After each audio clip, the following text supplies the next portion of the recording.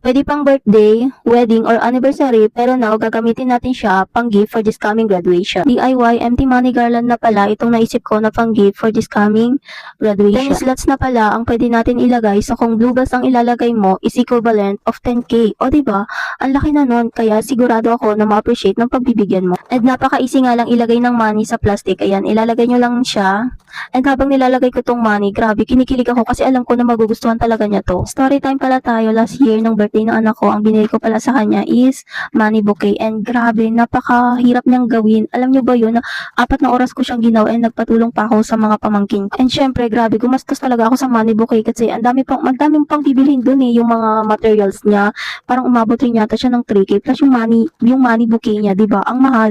Buti na lang meron dumaan dito sa FYP ko na empty money garland, and ang mura lang nito, promise. Tingnan niyo sa basket ko, ang mura lang talaga nito.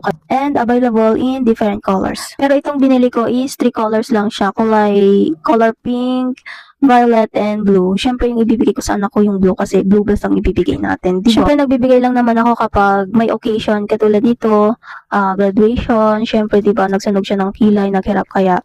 Syempre, bibigyan din natin siya kasi na-appreciate rin natin. And last year, yung birthday niya naman. Pero, noon kasi, yung birthday niya is, maliit lang naman yung binigay ko noon. Parang nasa 3k yata. Pero ngayon is, nag-ipon tayo. Kaya talagang medyo malaki-laki siya. Pero syempre, kung magkano lang naman yung kaya nyo, ma-appreciate naman nila yan kahit maliit lang yung ibigay natin. Kasi syempre, diba, pinaghirapan din natin yun, pinag-ipunan. Kaya sure ako na kung magkano lang yung kaya natin na ibigay is ma-appreciate na rin nila yan. Basta ang importante lang naman, nakapasa sila with honors or wala.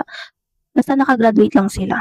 Diba? At dahil maaga tayo nag-ready for the gift, itatago muna natin to para hindi makita. Kaya kung wala ka pang naisip na pang gift for this coming graduation, birthday, wedding, maganda rin na pang gift to.